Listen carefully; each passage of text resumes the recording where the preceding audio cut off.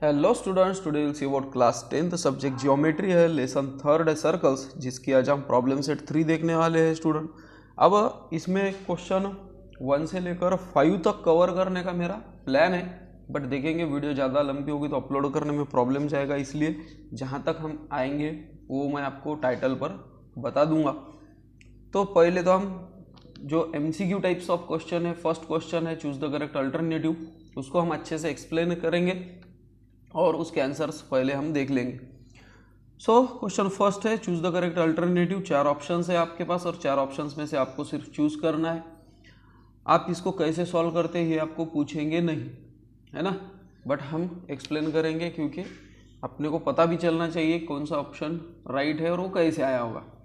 Question first student, the circles of to circles of radii 5.5 and 3.3 centimetre respectively touch each other. दो circle है जिसकी radius है 5.5 और 3.3, ये एक में को टच कर रहे हैं। What is the distance between their centres. Okay, तो उनके सेंटर्स के बीच में डिस्टेंस कैसा होगा। अब स्टूडेंट टच कर रहे हैं, इसका मतलब सीधी सीधी बात है एक ही पॉइंट में टच कर रहे हैं। 2 पॉइंट में अगर हो रहे होगे ना तो उसको इंटरसेक्ट कहा जाता है। ओके, तो अब उन्होंने एक बात क्लियर नहीं की कि इंटरनली है या एक्सटर्नली है, इसलिए हमने दोनों भी पॉसिबिलिटी देखनी चाहिए। अब देखो स्टूडेंट्स, 2 सर्कल है।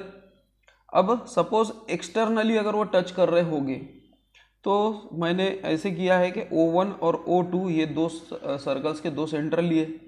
सपोज इसका है 5.5 सेंटीमीटर का रेडियस और इसका है 3.3 सेंटीमीटर का रेडियस, तो इनका डिस्टेंस कितना होगा, ये दोनों की प्लस है ना, थ्योरम तो हमने देखा ही है।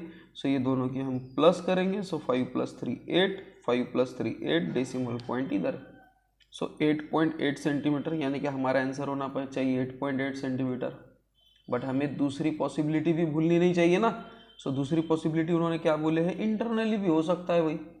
सो सपोज बिगर है तो बिगर सर्कल की रेडियस है 5.5 और स्मॉलर सर्कल की रेडियस है 3.3 सेंटीमीटर।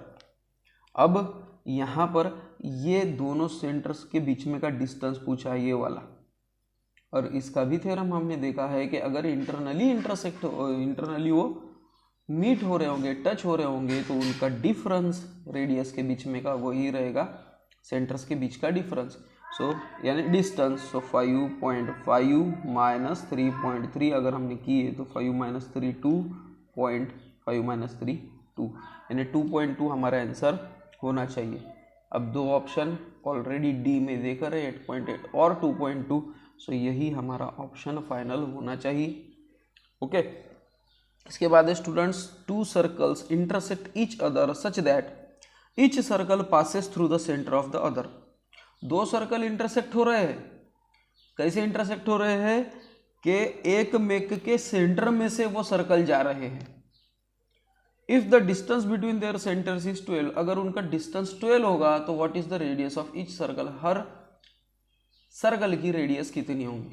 अब यहाँ पर देखो स्टूडेंट, पहले क्वेश्चन में क्या बोले थे उन्होंने, टच, ये टच 1 पॉइंट में, यहाँ पर इंटरसेक्ट, तो ये है इंटरसेक्ट की डायग्राम। देखो एक सर्कल ऐसे हो रहा होगा और उसके सेंटर में से दूसरे सर्कल की साइड जा रही है, और ये जो दूसरा सर्कल है उसके सेंटर में से पहले सर्कल की साइड जा रही है। अब स्टूडेंट अगर आप इस सर्कल को अगर ध्यान में नहीं रखे, इसको अगर भूल गए हम, तो ये क्या हो गई, इसकी रेडियस, और इसका अगर ध्यान रखे तो ये क्या हो गई, इसकी रेडियस, है ना। और ये दोनों भी क्या है, सेंटर का डिस्टेंस, और सेंटर का डिस्टेंस कितना है 12। सो अगर मैंने यहाँ पर 12 लिखा तो ये O1 O2 ये इसकी रेडियस है, ये O1 O2 ये 12, और ये इसकी रेडियस है ये 12, इसलिए ये भी 12। सो इसका मतलब रेडियस दोनों की भी 12 है ही, है ना। सो 12 सेंटीमीटर ये हमारा आंसर होना चाहिए। इसके बाद स्टूडेंट क्वेश्चन थर्ड है, a circle touches all sides of parallelogram, so the parallelogram must be a. एक सर्कल है, वो पैरेललोग्राम के सभी साइड को टच कर रहा है, तो वो पैरेललोग्राम क्या हो सकता है। तो स्टूडेंट रेक्टेंगल, रोम्बस और स्क्वायर, ये जो तीनों है ये पैरेललोग्राम है। ट्रेपेजियम, इसका तो छोड़ ही दो, इसका तो सोचो ही मत पहली बात। अब देखो स्टूडेंट, मैंने रेक्टेंगल तो आपको इजीली एक बात समझ में आ जाएंगी कि ये है रेक्टेंगल, और इसमें से तो सर्कल जाना पॉसिबल नहीं है क्योंकि इतना बड़ा डिस्टेंस है। तो रेक्टेंगल के बारे में भी सुनो मत, सिर्फ दो में प्रॉब्लम है, रोम्बस या तो स्क्वायर। अब मैंने रोम्बस भी निकाला हुआ है और स्क्वायर भी निकाला हुआ है, और अगर देखा जाए तो दोनों में से भी सर्कल पास होगा। ओके, दोनों को भी सर्कल टच होगा, और स्क्वायर में तो परफेक्ट ही होगा, स्क्वायर में तो सोचने की जरूरत ही नहीं, स्क्वायर तो हमारा आंसर ही होना चाहिए डायरेक्ट, ये तो टच हो रही है। बट एक प्रॉब्लम है स्क्वायर के साथ, 90 डिग्री अगर होगा कोई पैरेललोग्राम, सभी साइड्स 90 डिग्री और सभी एंगल्स 90 डिग्री और सभी साइड्स इक्वल अगर होंगे तो वो स्क्वायर है। यानी इसको थोड़ा सा कंपल्शन है, और हमको ये बताया गया नहीं है कि सभी 90 डिग्री है, इसलिए रोम्बस ही हमको लेना पड़ेगा कि रोम्बस इजी है, कोई इधर एंगल का कोई प्रॉब्लम नहीं है। उन्होंने ऐसा नहीं भी बोला कि एंगल 90 है या एंगल सेम दिख रहे हैं, आपने को इतना पता है कि रोम्बस के सभी साइड्स सेम है, अपोजिट साइड्स पैरेलल है, तो ये रोम्बस है। और रोम्बस के लिए मिनिमम क्वालिफिकेशन है एज कंपेयर टू स्क्वायर, है ना, इसमें मिनिमम रूल्स है, इसलिए रोम्बस हमारा आंसर होना चाहिए। पहले तो आपको देखते बरोबर आपको ये लगेगा कि बस ठीक है बस स्क्वायर, ये तो सीधी सीधी बात है, बट सिर्फ एक ही दिक्कत है स्क्वायर के साथ कि 90 डिग्री हर एंगल दिखाना चाहिए, जो कि उन्होंने बोला नहीं है, इसलिए हम स्क्वायर को साइड में रखते हैं और रोम्बस ही लेते हैं। और दूसरी बात, ये प्रॉब्लम सेट में आगे क्वेश्चन आने भी वाला है, रोम्बस में ही मिलेगा हमको, वो क्वेश्चन हमको सॉल्व करना है, वो डिस्क्रिप्टिव है, ये अभी सॉल्व करके नहीं बताऊंगा मैं। ओके, सो इस क्योंकि वीडियो बहुत ही बड़ी हो जाएंगी, और ये तो चूज द करेक्ट अल्टरनेटिव ही है, इसलिए रोम्बस हमारा आंसर होना चाहिए। उसके बाद क्वेश्चन 4 है, length of tangent segment drawn from a point which is at a distance of 12.5 centimetre.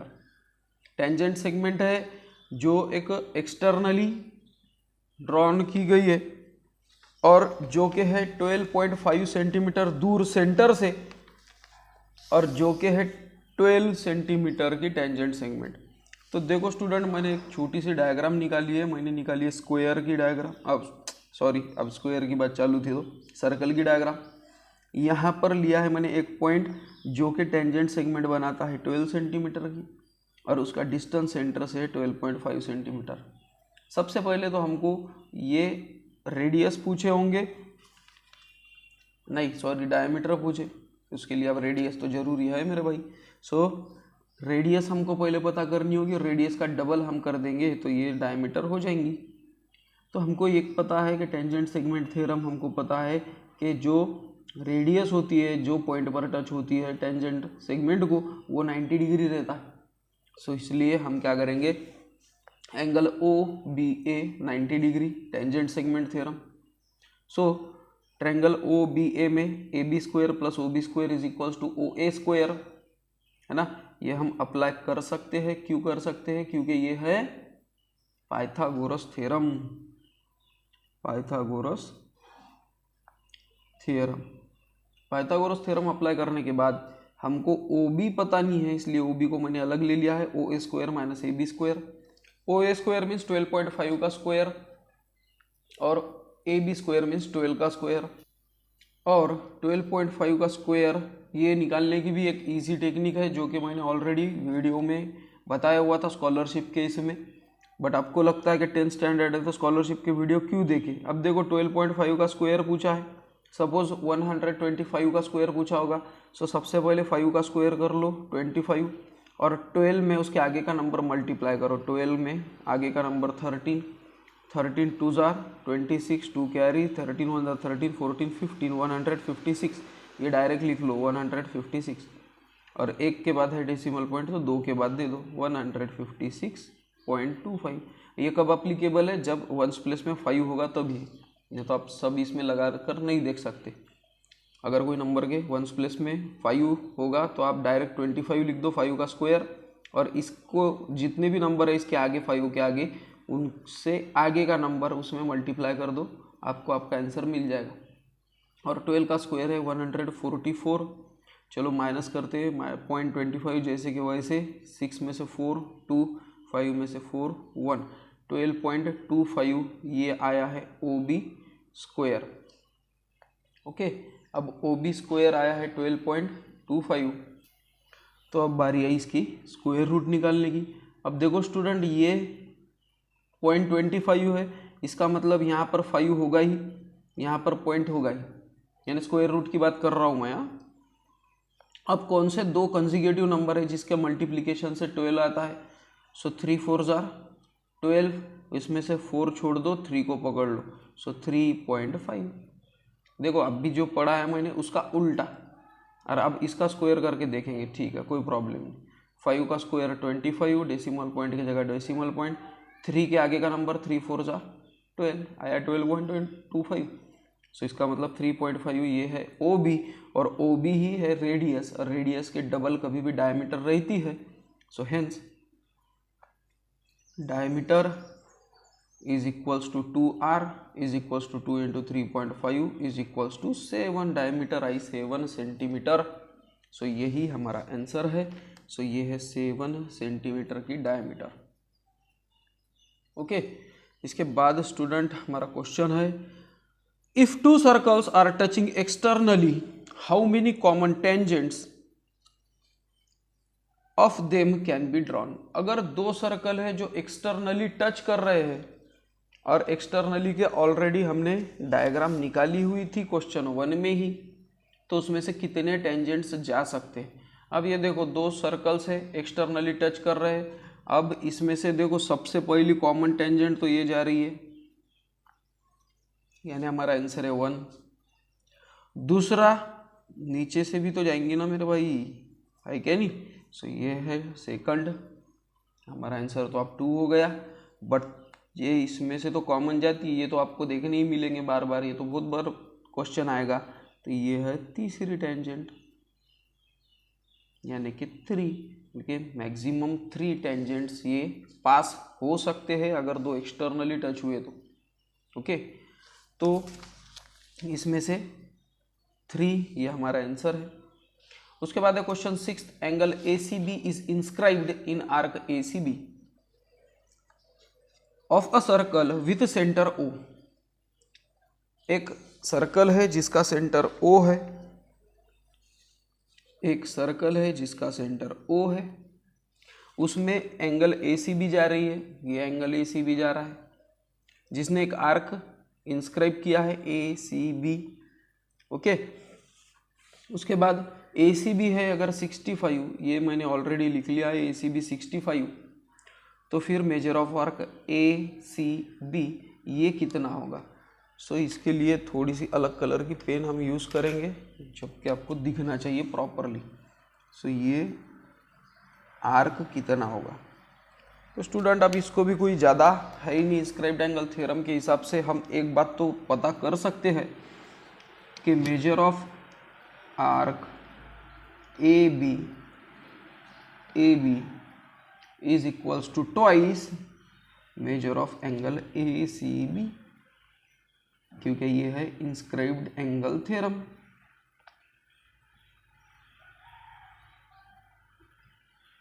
है कि नहीं इंस्क्राइब्ड एंगल थ्योरम।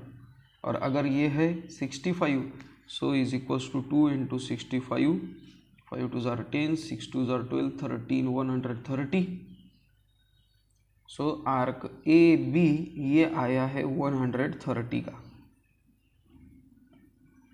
ओके, और जो पूरा सर्कल है वो कितने का रहता है?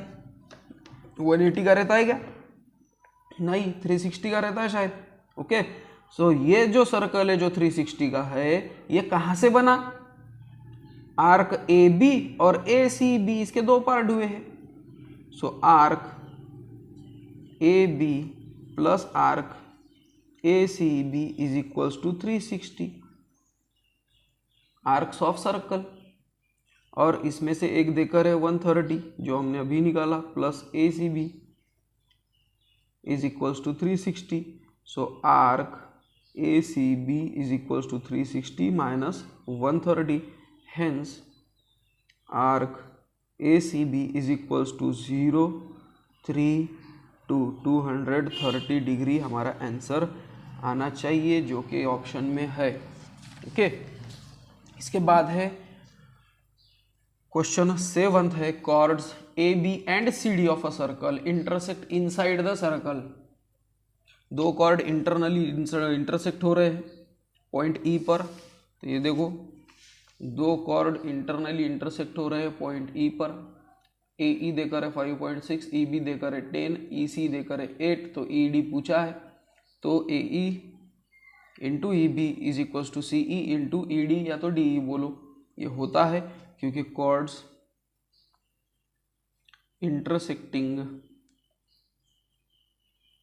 इंटरनली, कॉर्ड अगर इंटरनली इंटरसेक्ट करते हैं तो फिर हम इस टाइप का मल्टीप्लिकेशन इक्वल लिख सकते हैं। अब जो जो वैल्यू देकर है वो वैल्यू पुट आउट करो।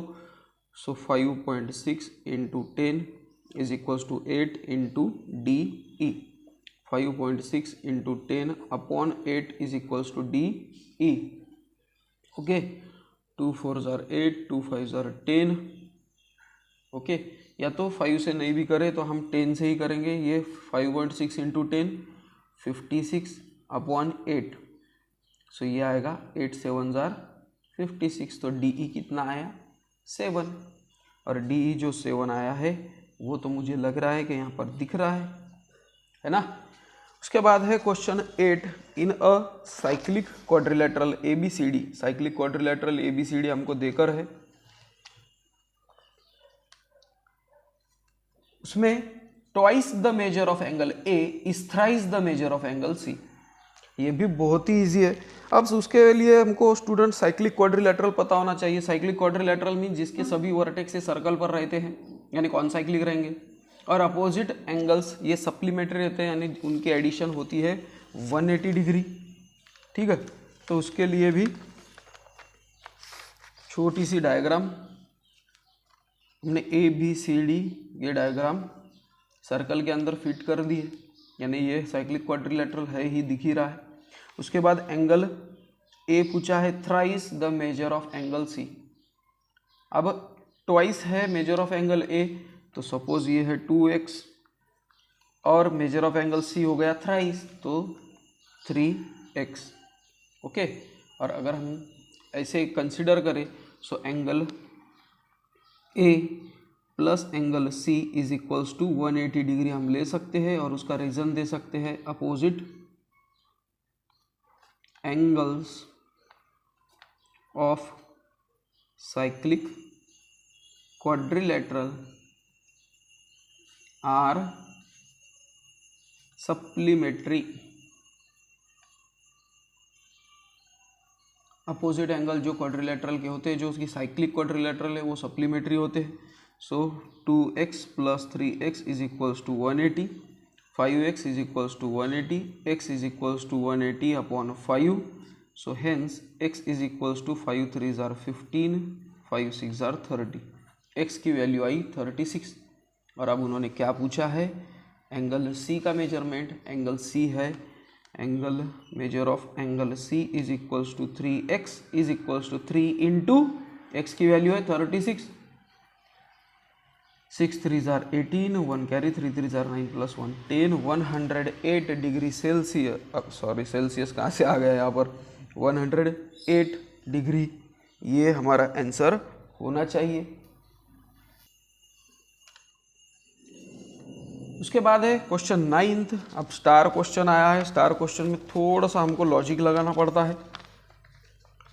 Points A, B, C are on a circle such that measure of arc AB is equals to measure of arc BC is equals to 120। अब ये पॉइंट ABC है जो सर्कल पर, point ABC, okay, ये एक circle पर है, इनका मेजरमेंट देकर है 120 120। अब यहाँ पर नहीं क्या, थोड़ा सा हम यहाँ पर लेते हैं A, यहाँ पर लेते हैं B और यहाँ पर लेते हैं C। अब ये है 120, कौन सा, BC,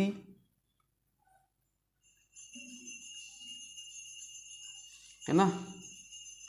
BC 120 और AB भी है 120, ये भी है 120। ओके, उसके बाद no point except point B is common in the arcs. Point B ये बीच में है, बाकी कोई दूसरे पॉइंट नहीं दिखा रहे। So which type of triangle ABC, triangle ABC कौन सा है टाइप का, तो ये है ABC। अब देखो स्टूडेंट्स, ये जो आर्क AB है 120 वाला, ये कौन सा इंस्क्राइब्ड एंगल से बना है, ACB से। और इंस्क्राइब्ड एंगल थ्योरम के हिसाब से एंगल ACB ये आर्क AB के हाफ रहेगा। आ रहा है समझ में। So measure of arc AB is equals to twice measure of angle ACB, है ना। ACB के डबल होगा ये, या तो आप दूसरे लैंग्वेज में सीधा सीधा बोल सकते हैं कि measure of angle ACB is equals to half measure of arc AB, half रहेगा वो AB के। और अगर ऐसा होगा तो फिर हम क्या करेंगे, angle ACB is equals to 1/2, 120 is equals to 60, यानी कि ये आ गया 60। Similarly measure of angle BAC is equals to half measure of arc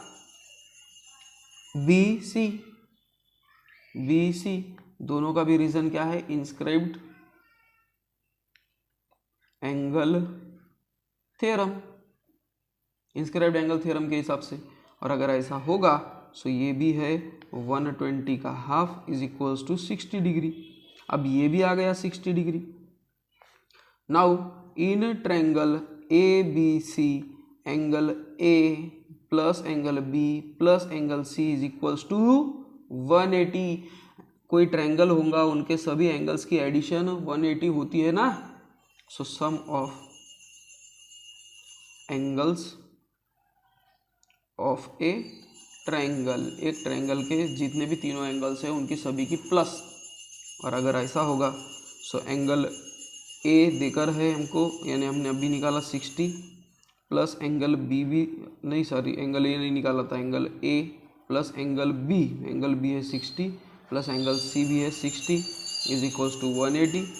so angle A is equals to 180 minus 60 plus 60 120, angle A is equals to 60।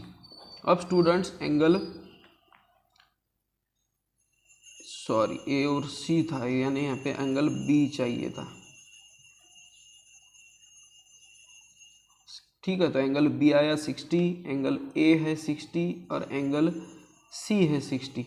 और तीनों भी angle जब 60 होंगे तो वो इक्विलैटरल ट्रायंगल हो जाएगा ना। So all angles of triangle ABC are equal, that is 60 degree, hence triangle ABC is equilateral triangle, equilateral triangle ये हो जाएगा। सो इस टाइप से equilateral triangle ये हमको मिल जाता है। उसके बाद है स्टूडेंट क्वेश्चन 10th जो कि लास्ट रहेगा हमारा। Segment XZ is a diameter of a circle, point Y lies in its interior, how many of the following statements are true? तो देखो स्टूडेंट,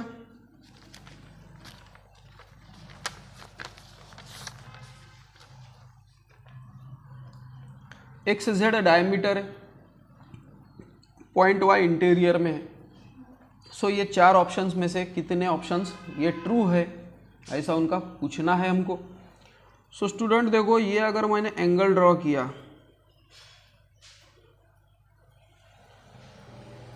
तो पहला है it is not possible that angle XYZ is acute angle. Angle XYZ acute angle होने की possibility ये हो ही नहीं सकती है, पॉसिबल ही नहीं है। अब ये ट्रू है स्टूडेंट, क्यों मालूम क्या, क्योंकि अगर ये पॉइंट Y अगर हमने सर्कल के सरकमफरेंस पर कहीं तो भी दिया सर्कल के ऊपर, सो ये कितना हो जाएगा 90। कैसे होगा 90 ये, क्योंकि ये है सेमी सर्कल्स XZ और XZ, तो ये 180 है और 180 के हाफ इंस्क्राइब्ड एंगल थ्योरम के हिसाब से ये 90 डिग्री आएगा। और इसके ऊपर अगर आप जाओगे तो ये 90 से छोटा आएगा, ये आएगा एक्यूट, ये आएगा राइट और ये आएगा ऑब्ट्यूस, है ना। सो ये राइट एंगल है, ऐसा तो कोई विषय ही नहीं है, तो ये एक्यूट एंगल तो हो ही नहीं सकता, राइट भी नहीं हो सकता अगर इंटरनली होगा तो। दूसरा है XYZ कांट भी राइट एंगल, अब बीच बताया मैंने राइट एंगल नहीं है। XYZ is an obtuse angle, right है ये क्योंकि 180 डिग्री और ये अंदर है, तो ये गारंटी से ऑब्ट्यूस एंगल होगा ही। और उसके बाद फोर्थ है can't make a definite statement, तो ये रॉन्ग है क्योंकि डिफाइन तो हम कर ही रहे, है ना। सो ये 3 ऑप्शंस होना चाहिए, इसलिए ओनली 3 आर पॉसिबल और सभी तीनों स्टेटमेंट ऊपर के दिए हुए राइट है। सिर्फ fourth statement can't make the state जो डिफाइनेट स्टेटमेंट है ये रॉन्ग स्टेटमेंट है, हम उसको डिफाइन कर सकते हैं। तो स्टूडेंट जैसे मैंने बोला था आपको, अब इतने मिनट में हमको क्वेश्चन 1 ही सॉल्व हो सकता है, इसलिए क्वेश्चन 1 तक ही हम रुकेंगे, उसके बाद के क्वेश्चन हम देखेंगे क्वेश्चन 2 से नेक्स्ट वीडियो में। आपने वीडियो देखा है इसके लिए आपका बहुत बहुत थैंक यू। मिलते हैं हम नेक्स्ट वीडियो में, टिल देन बाय।